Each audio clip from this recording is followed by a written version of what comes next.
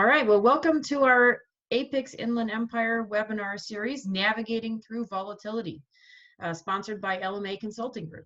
I'm really excited today to have Eileen Angulo with us today to talk about navigating coronavirus impact with our employees. Certainly during these unprecedented times, employees are top of mind. How do we not only navigate through the current circumstances, but how do we prepare for what's to come and getting back to work?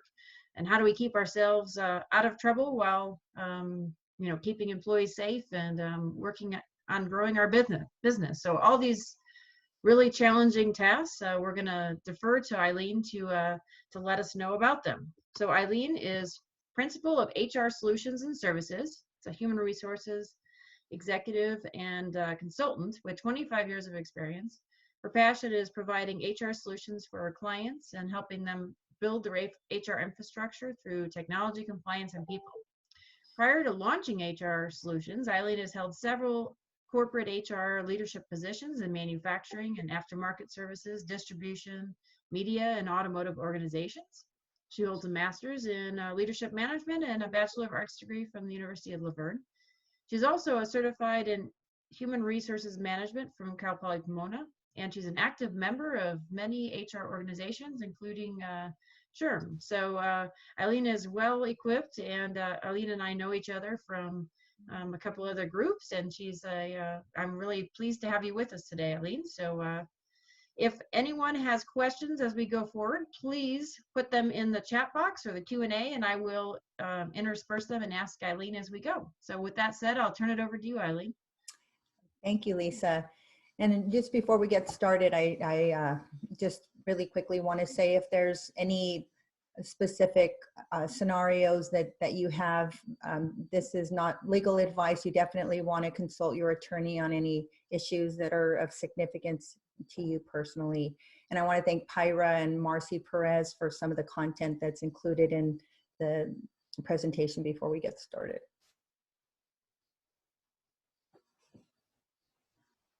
So for our agenda, I've put together a presentation today focusing on ideas to help us navigate through this crazy coronavirus time, things to centering our communication and around employees specifically, and tools for preparedness, and how we're managing through this crisis, focused on our brand, and most importantly, preparing to get back to work. I think we're all ready for that today. So I definitely am looking forward to that. And I understand that, we're all dealing with different scenarios and working through our personal and professional challenges. So I know for us, many of us are, this is new territory for us. And so we're trying to acclimate and adjust as we go along. So I think that what I wanted to really emphasize is I don't know your personal situations, but I hope that what I provide today gives you some ideas on how you can work through those specific challenges. Absolutely. And thank you, Eileen, for doing that. Oh, you're welcome. And it really is about our mindset. And I wanted to start us off today with focusing on that. And what Einstein told us was that in the middle of every difficulty lies opportunity.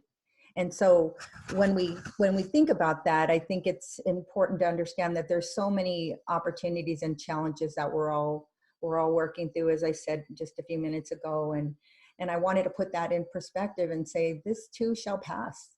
We are going to get to the other side, and how we navigate through that is really good, what will define us at the end of the day. And whether you're sitting at home as an employee or a business owner, wondering how you're going to keep the doors open and address your employee challenges, we are going to see an end of coronavirus.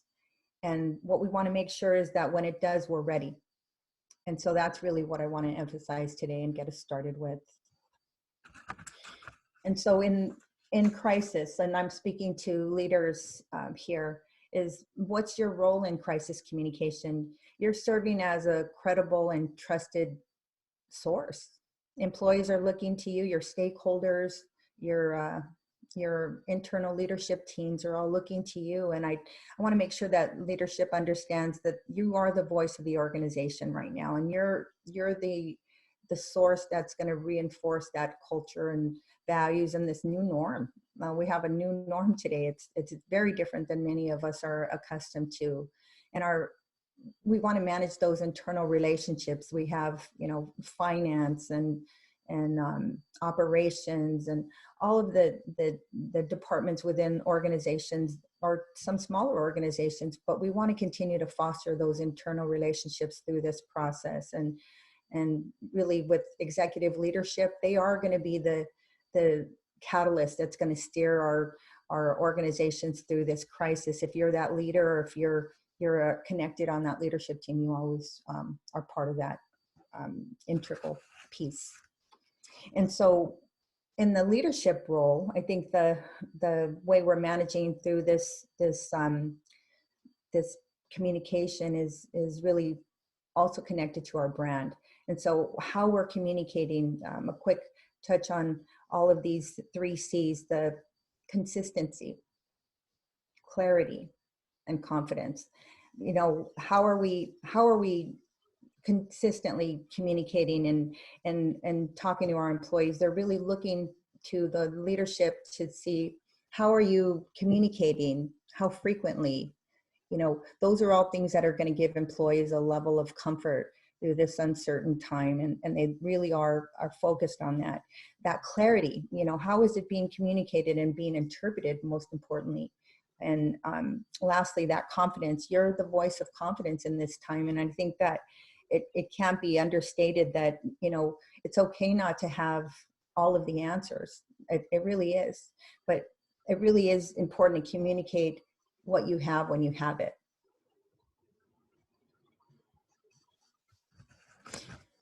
And then as we talk about the way that we're communicating through this process, kind of continuing that conversation, 4 things to help us stay on track is state the facts. Make sure that, be truthful and honest with how we're communicating that information, and really find ways to be able to talk about what's happening and report what's happening with whatever's in your control, because it's changing very quickly. But we want to figure out ways to be able to think about the road ahead for employees and what that looks like next week, next month, and 6 months from now. And really want to figure out a way to stay away from that canned language that we've seen kind of out there these days, and figure out a way to be genuine and empathetic in making those connections as we go forward. It's what employees are going to remember at the end of that. So it really is sending that lasting message about how the leadership is focused on that. And so as we look at these next slides, it's to provide better preparedness for all of us on the call today.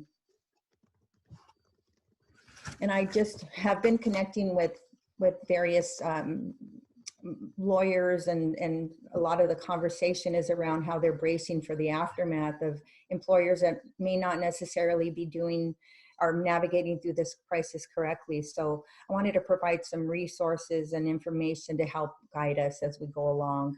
So when we look at this checklist, we're wanting to review our leaves and policies and making sure that we're accruing the time that employees are on leave accurately and correctly.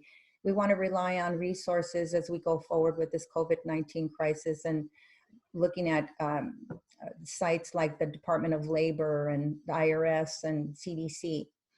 Again, you don't have to be the expert, but you do want to make sure that you're continuing to identify where you can get your information that's accurate and up to the minute. We want to make sure that we're displaying all of our required posters in conspicuous places so employees can see and understand the expectations. And when leaves are necessary, we want to make sure that we have return to work policies for our employees as applicable, and work on those individual scenarios on a case-by-case basis.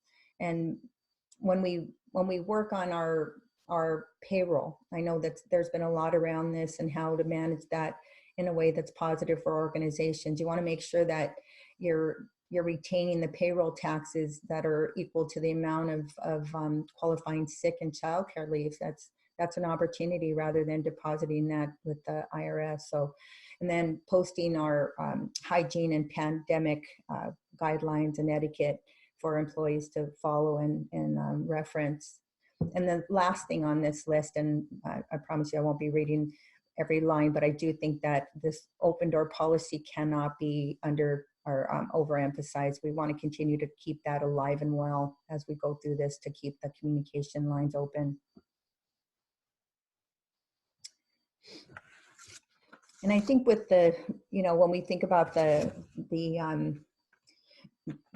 crisis that we're experiencing, we want to work together collectively in these situations. So consider a crisis checklist. I think those are things that will help to bring us together to think through any of the individual scenarios that could come up, and it'll keep us ahead of the game. And for those of you that you know, have crisis plans already, you know, you're that much more ahead of the game. But we do want to make sure that we start thinking about that if you don't already, that you start determining what those communication channels are, who are those individuals that are going to speak for the organization.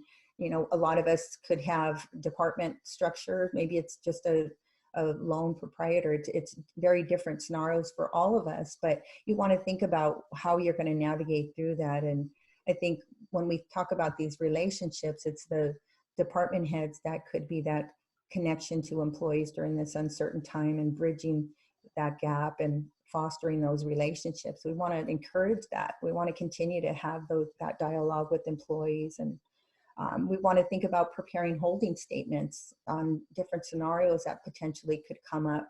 But, you know, depending on the size of your organization, you know, you could have potential media calling you and asking questions. So we want to be ahead of that. You know, hypothetically, there could be a breakout in your facility.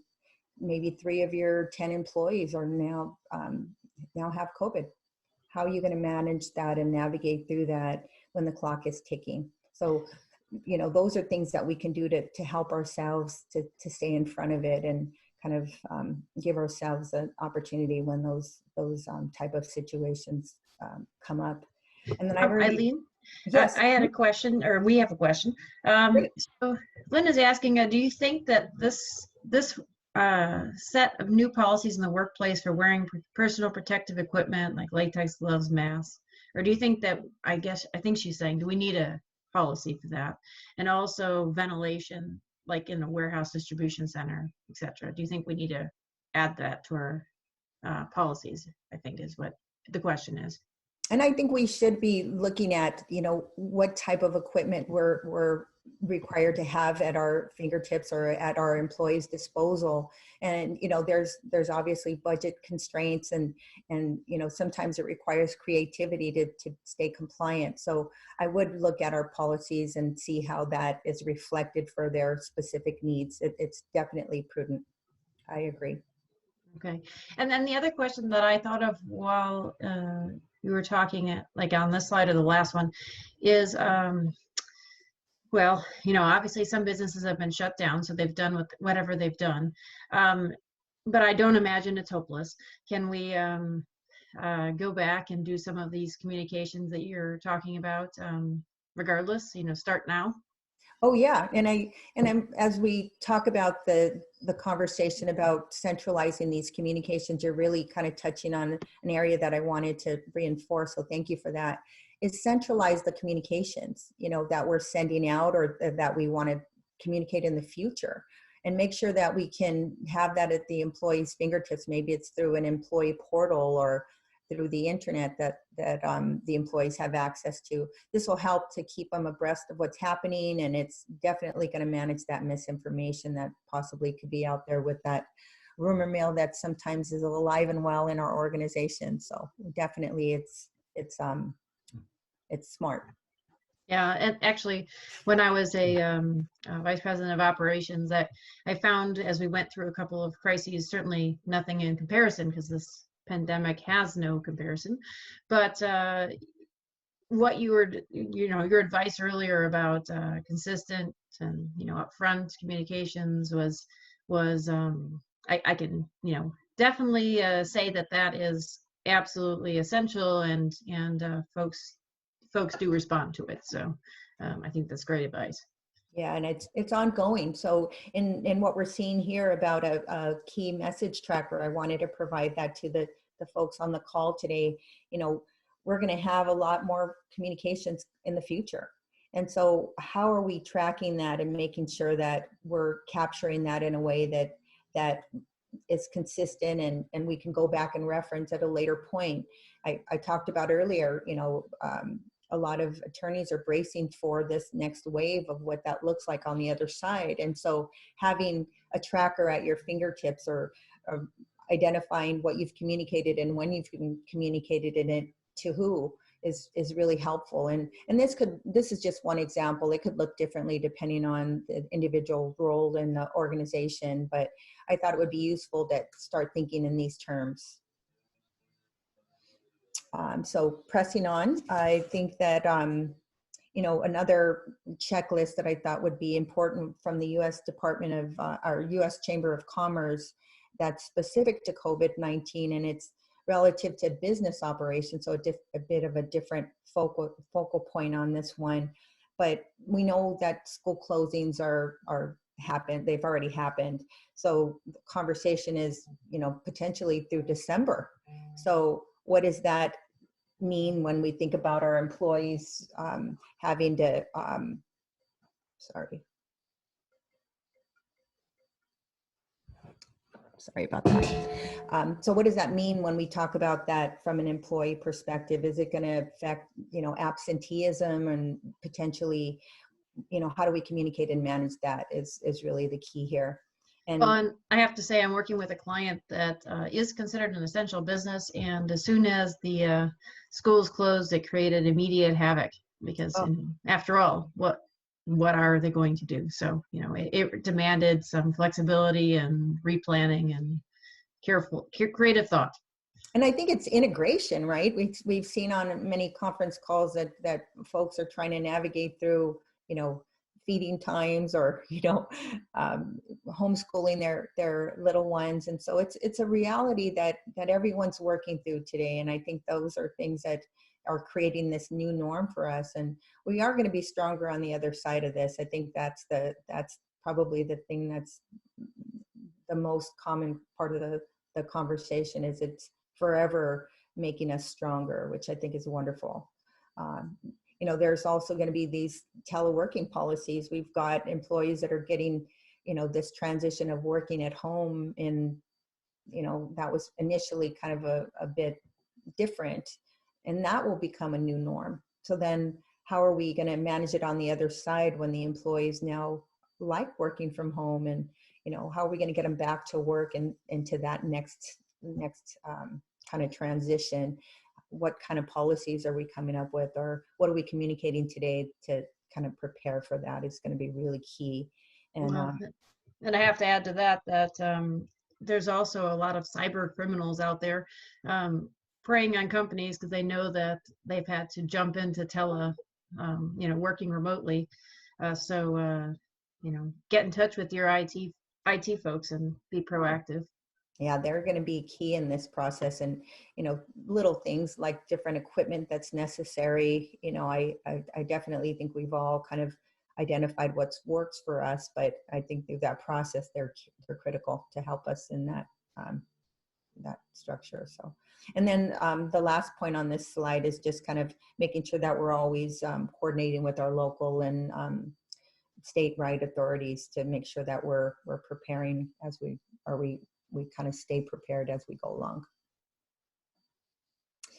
And then this concept of managing our brand through the crisis, these next slides really reinforce that messaging. There's a lot out there. I think that some are doing it quite well. I'm trying to spotlight a few of them here, but Uber put out on March 18th this statement, and it was for their driving support. And they said, "This is a moment of great challenge, but we're here to support you." I mean, that's simple and just kind of straight to the point and empathetic. I think that it just kind of says to their employees, they don't have all the answers right now, but they're trying to figure it out with them, and they're in this together and trying to give them the resources they need when they need it. So just thought that was kind of an awesome kind of reflection of an organization doing things well. And then here you have, big chains like Pollo Loco. They actually had a commercial about this, and they said free home delivery for however long is necessary. They don't know how long it's going to be, but basically they're saying they're willing to help. And so I think it was a good example of companies just reinventing themselves. They've never delivered, much less done it for free. And I think it's going to be an opportunity for them to have some great public relations, and I'm sure their employees really appreciate it, and I'm sure their bottom line is going to be, better as a result of it too. So I definitely see that's going to be a good thing for them at the end of the day. And then Disney, who would have expected Disney? I mean, we all love Disney. My kids, and just fond memories for me as a child. And so what Disney said was the COVID-19 pandemic is having a devastating impact on our world with untold suffering and loss, and has required all of us to make sacrifices. And so this is just an example of big organizations like Disney, that never closed down, and they're trying to figure it out. And I know a lot of organizations are going through those similar struggles and finding that right balance. And with the unknown and uncertainty, you have employees that are on furlough, not knowing if it's, next month or, 2 months from now on when they're going to get back to a normal day to day. And so I think it's important that we're communicating what we can as much as possible. Well, and we got a comment about the Uber slide.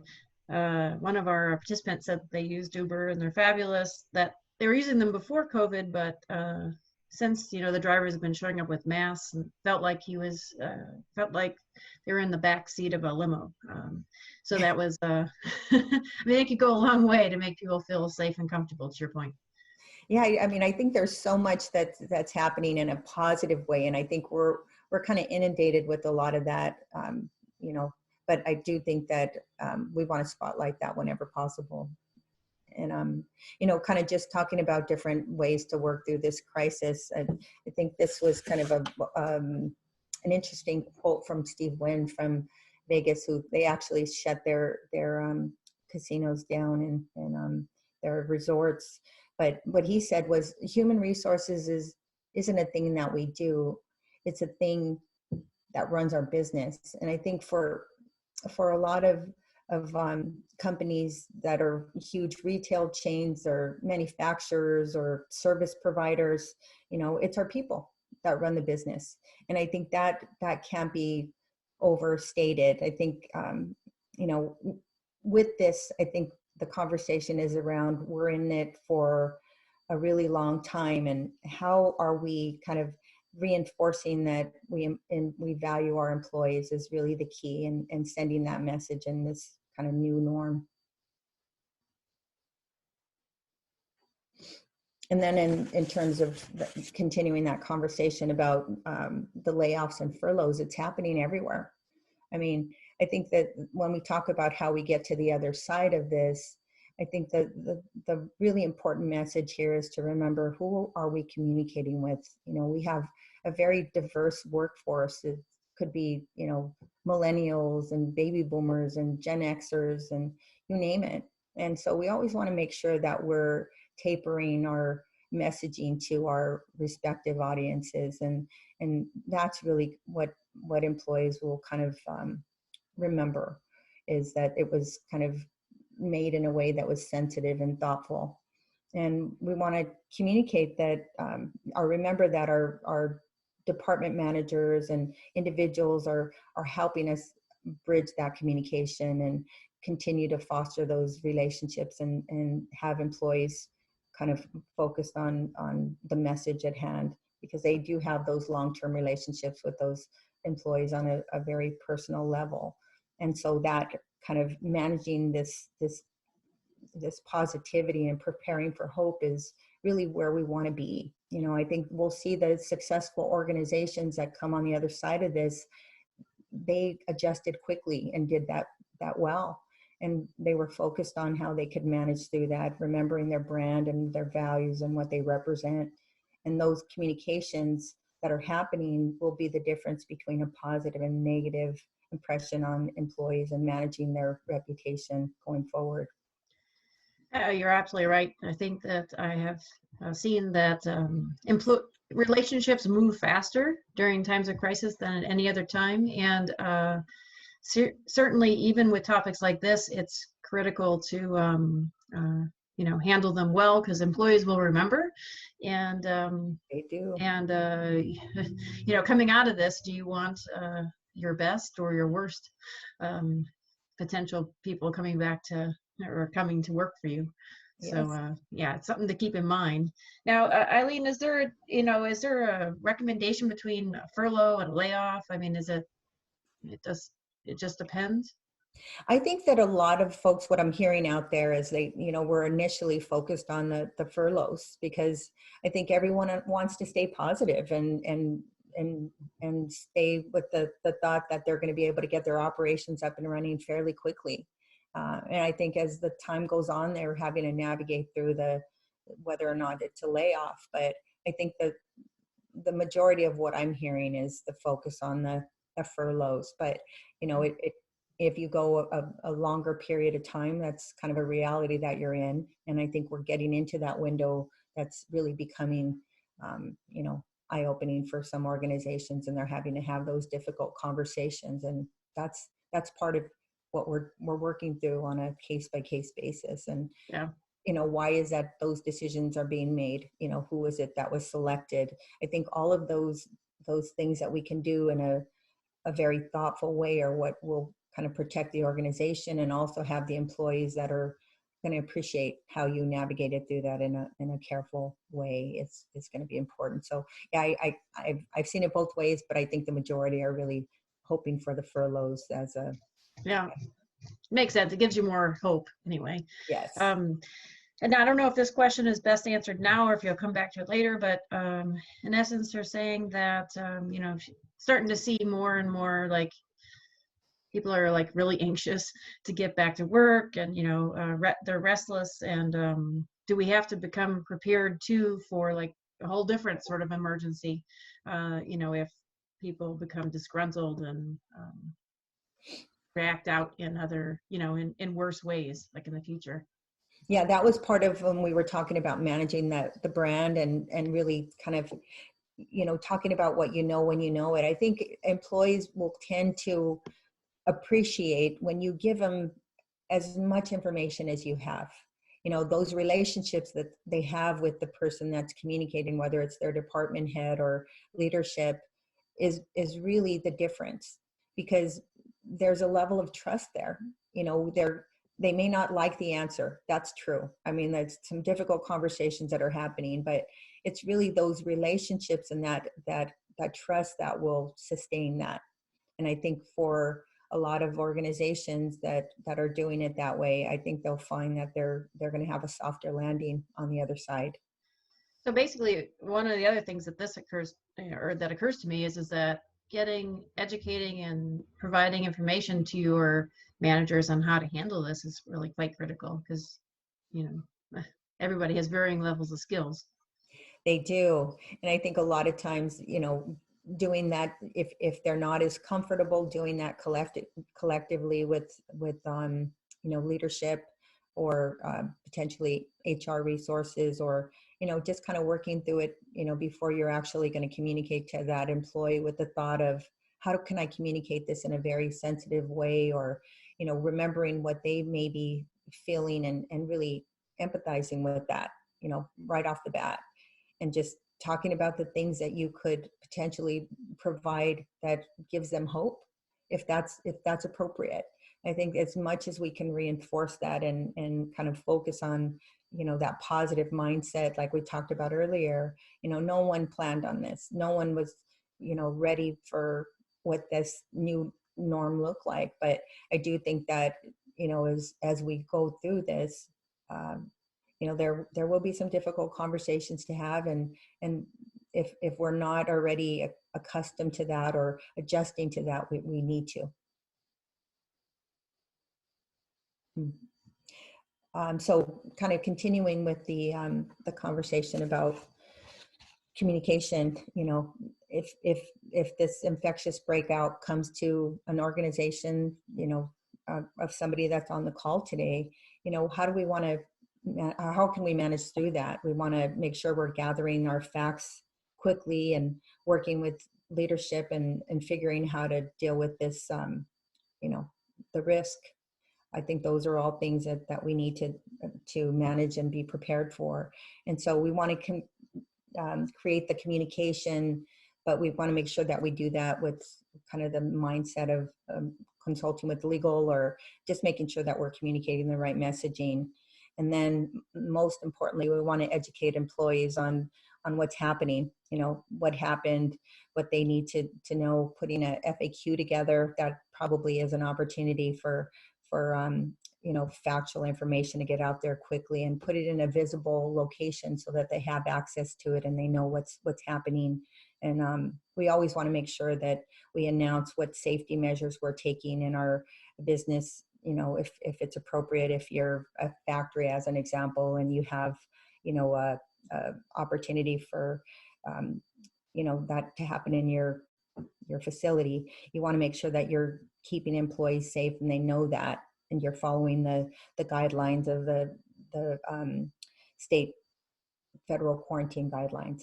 You know, those are things that will give them a level of comfort. They want to see that you're cleaning the facility. And we saw this with China. There was a lot of conversation around how they scrub their streets and their buildings. And, you know, those are things that will go a long way, and employees will feel safer. You know, I think when we talk about absenteeism, that's going to have a huge impact on their comfort level and coming back to work in those situations.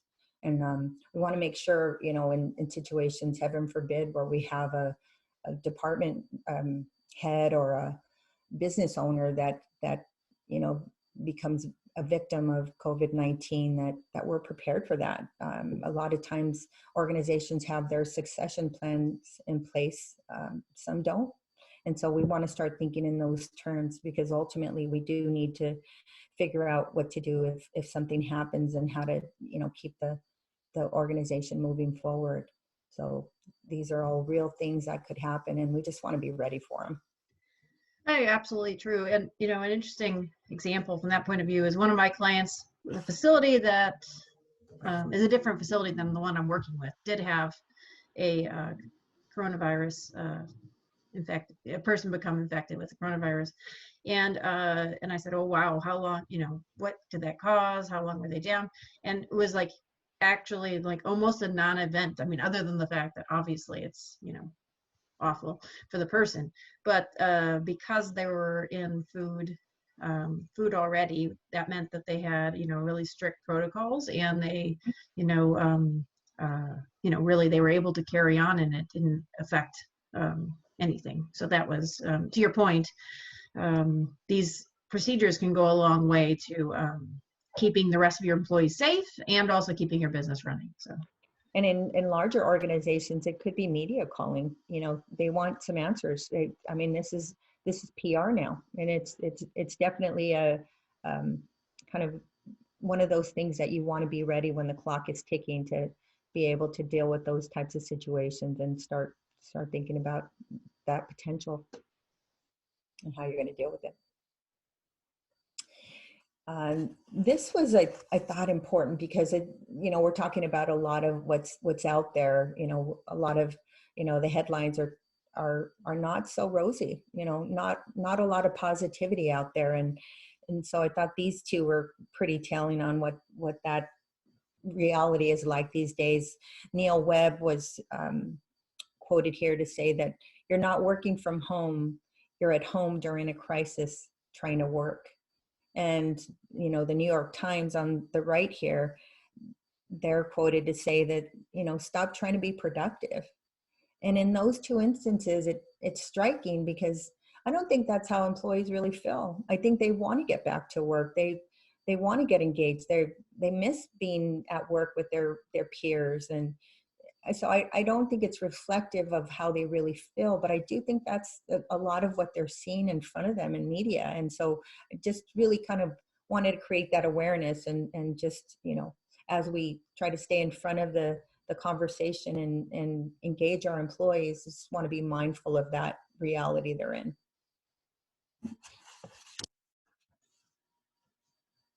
And then speaking of that, I mean, I think that when we talk about senior leadership, they have a huge impact on that culture. We want to have a situation where they're walking these virtual halls. We've seen examples of organizations that are doing it extremely well. They're chiming in on Slack. They're doing these Zoom chats or FaceTime, all different sorts of creative ways and platforms that they're engaging in. And it's inspiring motivation. They're doing virtual town halls and addressing the questions that employees have around wellness and, all those opportunities. And some that are doing it extremely well are spotlighting that and telling those stories about employees that have been incredibly creative in their new kind of environment and how they're figuring it out and navigating through all the challenges at home while kind of continuing forward. And so we want to spotlight that and, recognize those individuals that are just those, quarantine collaborators that have just taken this situation and figured out a way to just adapt so well. So we want to foster that and be the purveyors of hope and positivity in this uncertain time. And, especially as leaders today, I think that can't be overstated either. And then this whole concept of, working virtually, it's not just the leadership, it's peer-to-peer. We're used to being in the workplace and grabbing a cup of coffee and how was your weekend? And, that's not our reality today. And so how can we kind of replicate that or figure out a way to do that in a virtual way and find that balance? Some ideas of, lunch and learns, definitely not an exhaustive list, but, how do you create that virtual break room where we can talk about what's happening on Netflix and, Ozark and, Tiger King? How do we do that where they share the memes and, are able to connect in, very personal ways that feels very normal in this kind of new norm? Communication, it's very different today. And, how are we figuring out how to do that? The ones that are doing it best will be the most successful on the other side. They're figuring out how to reward employees for, working in these challenging times and, rewarding them with kind of creative incentives and, recognizing that it's not easy. So well done in some cases. And then as we kind of plan for the next steps, I wanted to kind of share with folks that we're going to talk about the business operation. I think there's a lot of model shifts that are happening with our essential functions. We had, organizations that have had to adapt, to less resources, having, part of their employees working at home and part of them working in the office environment because they're essential functions. It's very different for every organization, but when those roles change, are we consistent with the new job descriptions? Are we adjusting, compensation accordingly? Are we finding ways to capture those nuances and reinforce them? These are all things that as we get to the other side will be looked at it in a very, very specific way. And so as we're trying to navigate through this, we want to be mindful of that. We want to prepare employees for change. We want to talk about the fact that, we do need to be adaptive and flexible during these times and work together to collaborate how we can, get to the other side. And sometimes that's cross-training employees. Sometimes that's, sharing responsibilities, that we never had, wearing a different hat for, a period of time. And so we want to continue to communicate how those shifts are happening and when they're happening and really reinforcing that, we're preparing for change. We know that we've gone from a 4.5% unemployment rate to now almost 15%. I heard that on one of our calls the other day, and that's staggering. So we know that, you know, when we take this next step and really kind of navigate through the other side of this, that we are going to need to be as flexible as possible and make sure that we're communicating consistently as we go through. And what I wanted to say about that, I know I've already spoken to this on several points already, but how are we centralizing that communication? I know that you know, the intranet and you know, all of the different forms of storing information. But when employees want to go back and reflect on that, or maybe they forgot, it's in a centralized place and it's very easy for them. We want to make it as easy as possible. And it also manages this misinformation that's out there. I think those are all things that are going to be critical, you know, in the days and months ahead. Well, I did find that what I find is that people don't fear change, but they fear not knowing what the future looks like and how they fit in. So to your point, the more communication and information they can provide people, the less they make up even far worse stories than the truth. I So know that really good point. our rumor mill is alive and well, and as much as we kind of want to believe it isn't the case, it is. And I think that's really what we want to stay in front of and really give employees accurate information, and things that they can do to resource it at a later point is really important. And then just talking about this after recovery, I mean, can it come tomorrow? I definitely want to get to the other side. And I think that, you know, a lot of times we talk about a V-shaped recovery, and I'm hearing that it's not that at all. We're really looking at a kind of a soft U-shaped type of recovery. And so that means that we're going to have a gradual as opposed to, you know, sometimes a kickstart. And so how does that work? I think, you know, we need to start looking at our recovery plans and, you know, what does back to work look like? You know, the transition from, you know, being at home and now back to work or back to some new norm, it really won't look the same. You know, we aren't going to be able to have, you know, confined spaces in this new reality. I don't believe that's the case. I think we're going to have to figure out social distancing and integrate that into our day-to-day, and all of these, you know, protocols that we're dealing with today are probably going to be part of that new norm.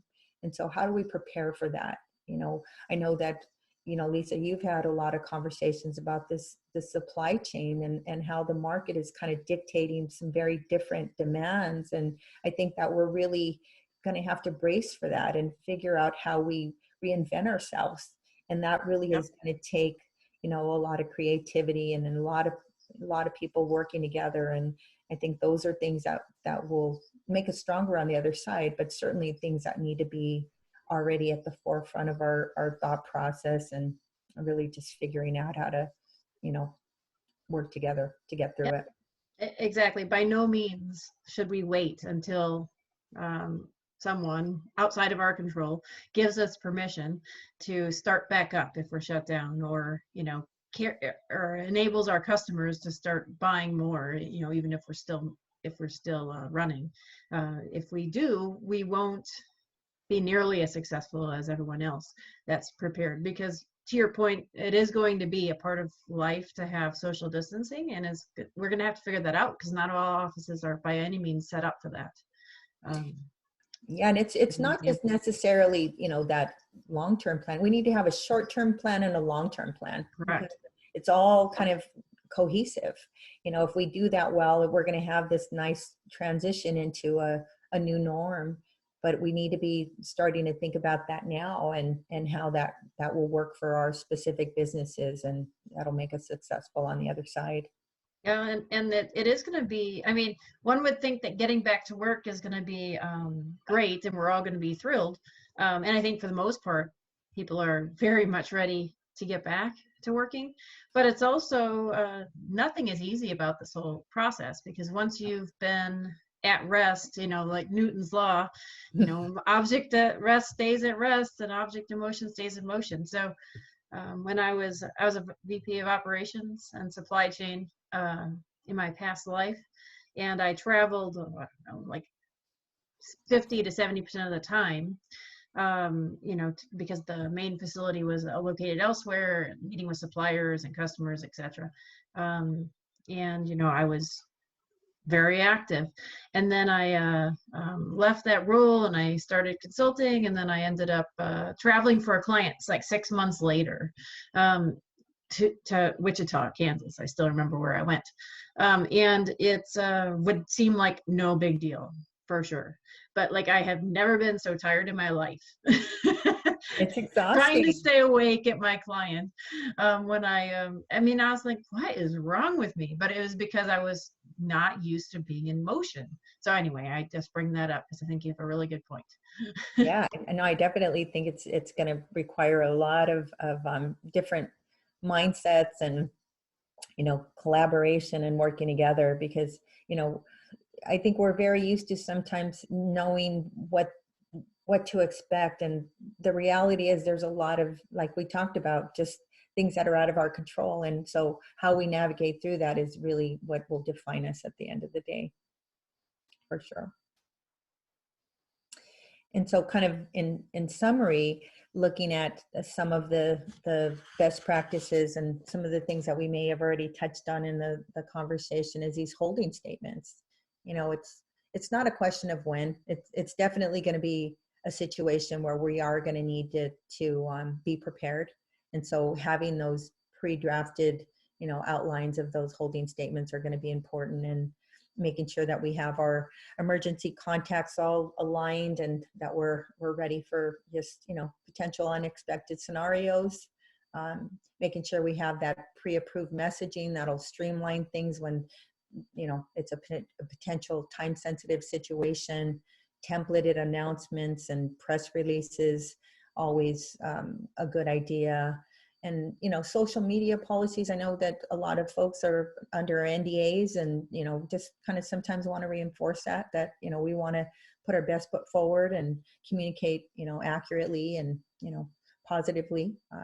We want to identify those designated spokespersons within our organization. Who is that? Is it, the department heads? Is it a, leader of the organization? Who is that? And really starting to prepare them for, if they were in a situation where they had to quickly, communicate with, the press or, someone outside of the organization, how are they going to do that? And then this last concept, I think just that cultural ambassador structure and figuring out ways to connect and, breed positivity and an open lines of communication and, highlighting, good things that are happening in this new normal is really a welcome, and refreshing concept. So Eileen, we have a question here about, oh dear, now I've lost track of my mind. See, this is what happens during a crisis. Too funny. No, actually, okay. So if folks have to go to remote work, which, some of the essential businesses certainly have their office staff and remote work. But if you think about the social distancing practices that are going to come up here as we go back to work, more people are going to be doing some level of remote work to achieve that. I understand there is, it doesn't alleviate us of all responsibility in terms of tracking time and whatnot. Can you tell us a little bit about what we need to do? Yeah, I think that's such a great question, because we did have a conversation just the other day about how important it is when you have employees at home to track that time. We at work have the ability to make sure that we have that, constantly communicated through different schedules or, what have you. But I do think that, tracking that time and encouraging employees to track their breaks and lunches is going to be very, very, very important. I think that there's a lot of attorneys that are bracing for that, that exact conversation. And so how can we prepare employees to make sure that they're, emulating their regular kind of work structure at home? I know workman's comp carriers are also trying to get their heads around, how do we kind of do that as employees are working remotely, because there are some implications there. So I do think that it's a great conversation and something that we need to be getting in front of now. Yeah, absolutely. Same thing would be true for like getting equipped technologically speaking, so that your employees aren't sitting there with just a telephone, I suppose. Maybe not even that, if they only have a cell phone, and it's during crises, during a particular crisis time, sometimes they go out. So anyway, it's how to navigate that, I suppose. Yes. And if anybody else has, oh, go ahead. I'm sorry, Eileen. And just considering the reimbursement for their internet connections, I think those are things that we are not always thinking about, but those are legitimate resources that they need to have, and we should be looking at ways to be able to balance that, that resource for them. Well, that's a really good point. Mm-hmm. That could bring up the telephone, and other equipment, and how to handle that. So, Yep. My guess is we should get on top of these as quickly as possible.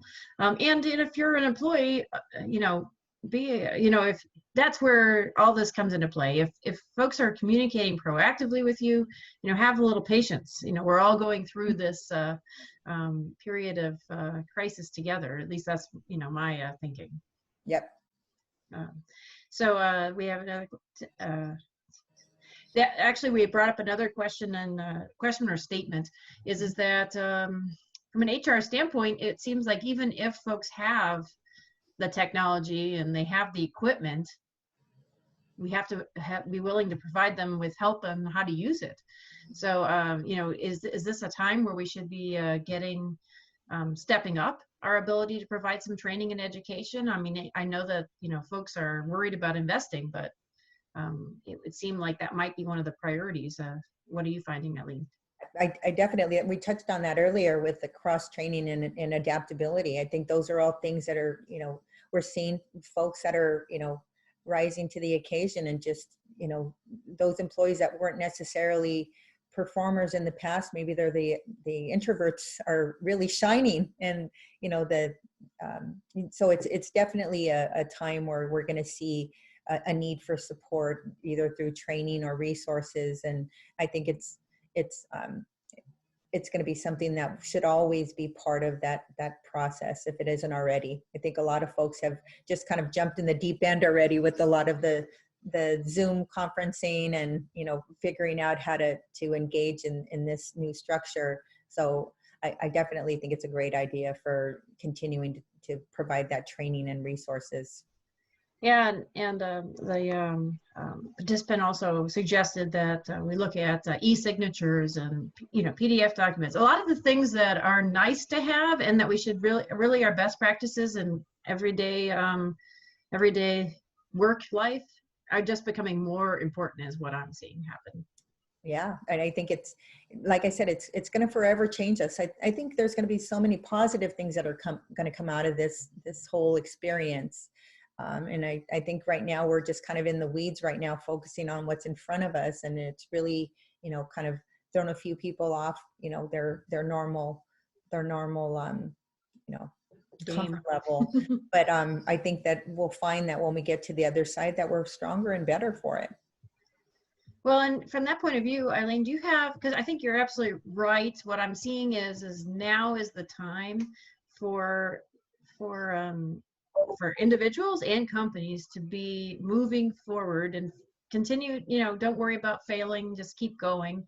And those people that are moving forward more quickly and are adapting are going to be far more successful. And I think it's a huge opportunity. I mean, obviously it's a terrible crisis. Nobody wants to be in this crisis. No one wants to experience COVID-19. But with that said, more opportunities arise from crises than any other time. And I think it's, how do you think, Eileen, we can reorient our employees' minds to be thinking about, I don't know, the future and opportunities, innovation, those kinds of things? I think we're already seeing that with a lot of organizations. We talked about the gap in, the the amount of ventilators that we had available, and you saw the automotive manufacturers step up to the plate. We talked about hand sanitizers, and we had distilleries, you know, starting to produce that. You know, face masks. Everywhere you turn now, you've got the cute, you know, different designer face masks that are, you know, creeping up, or, you know, the compliant face masks that are being distributed and manufactured by some, you know, manufacturers that never did that before. So we're seeing that innovation already happening, and individuals rising and organizations rising to the occasion. So I think that's going to continue to happen, and there's going to be some great stories to tell on the other side of this, and it's going to create new markets that weren't there before. So, you know, it's a shift for sure, and we're all adapting. Well, and I think it's also going to give us, you know, it's supply chain operations and supply chain professionals, manufacturing, distribution have never been seen in a more critical light, because where many of us are essential manufacturers, we supply essential manufacturers, and I think it's given a whole new meaning to this profession. So the folks on the call, I think we're more important and more valuable than ever before, and so it's, you know, up to us to create a great future. Yeah, we've seen that in a lot of the groceries, and, you know, a lot of the you know, distribution channels, that they're working some long hours, and so that's a new norm for them too. They're trying to figure out how do they balance the needs, and, you know, really try to, you know, keep their employees healthy and safe. And I heard today that they're for the grocery workers are giving them 2 weeks of sick leave to have, you know, because they're in the front line. So just trying to figure out how to, you know, support them the best we can, and certainly appreciate all of their efforts, especially healthcare. You know, they're on the front line. That's very true. Mm-hmm. Well, and it might be just the ample opportunity to provide some, you know, additional courses and training and education for your workforce to keep things moving forward. You never know what ideas might come from that investment, and it will keep them thinking about the future and positive, instead of looking at all this news and, you know, burying your head under a pillow. Yes, we're all learning and growing together for sure. That's very good. Yes. All right. Well, so Eileen, do you have any final thoughts? And then we will, and I want to make sure I talk about the next set of webinars in our series.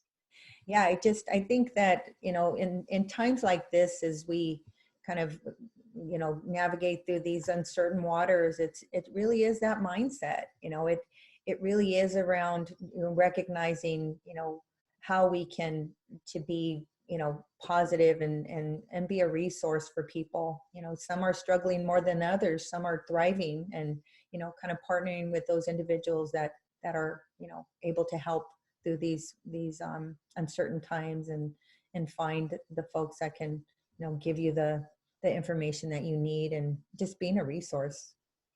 Yeah, absolutely. And I love the fact that you have the future moving up in the, you know, we do have a positive future, and there is vast opportunity. So, so, well, very good. Well, thank you very much, Eileen. It was provided lots of value. If anyone has additional questions that you'd like to, you know, run by Eileen, you know, please feel free to contact her. She's an expert in this topic. You can also send them to me, and I'll make sure that she receives them. And stay tuned for our next set of webinars in our series, and we'll continue to add them if you suggest topics that you would really like to hear about, and we'll look to find some speakers to fill them. So our next one is on April 21st, and it's on with the ports. As the topic is what's happening at the ports. So, you know, it's certainly a big part of our supply chain, and our ability to ramp up and succeed. So that should be an interesting discussion.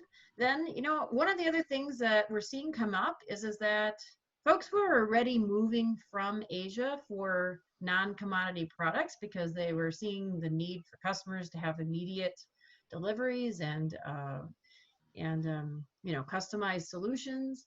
And so certainly the other winner in this situation is going to be the US. We're innovative, we're close to lots of consumers, and how to actually we might add a webinar on just that topic, how to ramp up quickly from a manufacturing standpoint. But in the meantime, we also have how to evaluate Mexico. It's one of our partners in North America here is, if you're looking at moving manufacturing to Mexico, what would it take and does it make sense? So we have a speaker who's going to talk about that topic. We also have a very important topic here on how to navigate through volatility with a forever transaction. And what that means is, how do we really build on our relationships with our customers? Relationships move faster during times of crisis than any other time. Wouldn't it be great to have moved, leapfrogged with our customers to a much better level? It's that opportunity right now. And we have a membership economy, subscription economy expert who's going to talk about the forever transaction and how to build those relationships with customers. Whether you think you have the ability to have a subscription-based product or not, you do, because customers choose whether they continue to work with you. And we're adding webinars all the time, so please send us feedback. And again, I want to thank you, Eileen, for being with us today, and hope everyone will join us on our next webinar. Thank you. All right, have a great weekend.